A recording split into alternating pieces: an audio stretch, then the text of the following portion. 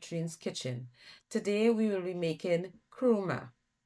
You will need 3 cups of flour, 1 teaspoon freshly grated ginger, 2 tablespoons shortening, 2 tablespoons butter, and you will need 1 cup of coconut milk to mix. You are going to mix your butter and your shortening into your flour. When it has been thoroughly mixed in, you will then gradually add your 1 cup of water. You need to mix this to a stiff dough. When you have mixed in everything, you form your dough after you have mixed it into a nice smooth ball. Make sure you knead it. Once it has formed into a ball, you are now going to roll your dough out into a half inch circle. While you are rolling your dough out into a half-inch circle, you will now put on your fire a deep pot and you're going to heat approximately 3 cups of oil. While your oil is heating, you are going to slice your kurma into strips long enough that it fits into your pot. So if the strip is too long, you are just going to cut it in the middle to make a strip that is small enough to fit into your pot. You are going to fry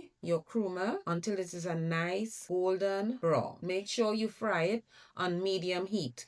You don't want it to cook too fast because it's going to be soft in the middle. You want it to take its time and cook, and you're going to cook it until it's a golden brown on both sides and very crispy. When it is brown on both sides and crispy, you remove it from the heat. You put it on paper towels and you allow it to drain. So now you can see our kurma is nice and crispy. And then you are going to do the next step of finishing your kurma. For the covering of your kurma, which is basically boiled sugar, you are going to need 1 cup of water and 1.5 cups of white sugar. You're going to allow your sugar and your water to boil. You will know the sugar is good when it has reached the stage when you lift the spoon from the pot. The sugar threads. It forms a thread before the drop falls back into the pot. That's when you know that your sugar is good to pour onto your kurma. When your sugar has reached that stage, you pour it all over your kurma and you stir until the sugar dries onto the kurma. Make sure that the sugar is completely covering all the kurma and you just stir it until it is dried and you serve. You can store your kurma in an airtight container for about 1 week.